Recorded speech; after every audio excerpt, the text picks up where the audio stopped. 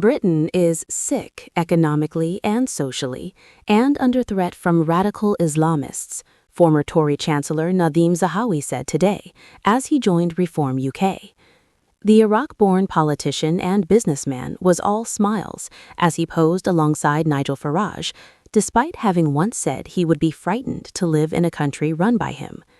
Mr. Zahawi, 58, who held cabinet jobs under 4 PMs, came out of political retirement today to become the most high-profile Conservative to defect to Reform since Kemi Badenoch became leader.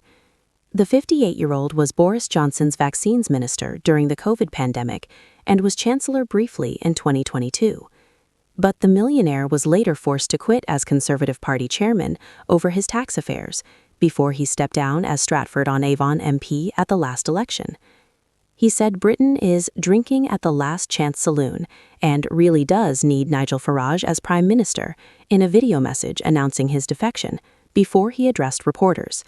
He lashed out at the state of the country under Labour and after 14 years of the Tories, saying nothing works, there is no growth, there is crime on our streets, and there is an avalanche of illegal migration that anywhere else in the world would be a national emergency. He also warned that there are radical Islamists waiting in the wings to supplant half the cabinet at the next general election and enter parliament. However, a Tory source said his defection came after he begged several times for a seat in the House of Lords without success. Given he was sacked for his dodgy tax affairs, this was never going to happen, the source said. His defection tells you everything you need to know about Reform being a repository for disgraced politicians. The Iraq-born politician and businessman was all smiles as he posed alongside Nigel Farage, despite having once branded his vision for Britain as frightening. Mr. Zahawi once wrote that there was no chance he would join Nigel Farage, writing in 2014 that he had been a Conservative all my life and will die a Conservative. He is the latest and most high-ranking Tory to see more in Nigel Farage than in Kemi Badenoch. Mr. Zahawi was sacked as Conservative Party chairman in 2023 after he was found to have breached the ministerial code over his tax affairs. He later confirmed he paid a nearly £5 million penalty to HMRC in order to settle the matter. Asked about the incident, Mr. Farage gave his backing to the newest Reform UK member. He said, "There's nobody with a complex business empire that does not have to have negotiations at some point with HMRC. That is how the world works, and I'd much rather have Nadhim, who has been through that experience, and come out the other end.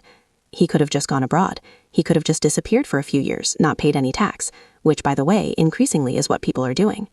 It came after he once wrote that there was no chance he would join forces with Nigel Farage, writing in 2014 that he had been a Conservative all my life and will die a Conservative. The following year, he said that Farage's policies would discriminate against people like him, who were British citizens but not born here. After Mr. Zahawi became Chancellor, Mr. Farage repaid the compliment, saying, "I thought Zahawi had principles, but tonight we learned all he's interested in is climbing that greasy pole." But he follows Tory MPs including Nadine Dorries, Danny Kruger, and Andrea Jenkins in joining Reform. Mr. Zahawi arrived in Britain in the 1970s as a Kurdish refugee fleeing Saddam Hussein's brutal regime in Iraq. He has previously described how, aged 11, he sat at the back of a classroom in the UK, unable to speak a word of English. But he went on to make a fortune founding polling firm YouGov from an office in his garden shed, as well as building a £100 million property portfolio. His political career saw him first enter Parliament as a Tory MP in 2010, before becoming Chancellor little more than 12 years later. But he was sacked by Rishi Sunak as a result of a fierce row over unpaid tax. In 2015, he attacked Mr. Farage's policies as the leader of UKIP, saying that, "In Farage's Britain, people like me could be lawfully discriminated against because they were British but born abroad." Today, he insisted that those misgivings are behind him as he backed Mr. Farage to be PM. "We can all see that our beautiful, ancient, kind, magical island story has reached a dark and dangerous chapter," he said. "Things might feel like they are ticking along just fine within a few square miles of where we stand today, but in so much of the rest of the country, the sickness is no surprise to anyone. To anyone trying to get a doctor's appointment, to anyone who wants to express an opinion, whether on X or even just down the pub. To anyone who wants their children to be taught facts, not harmful fictions at school.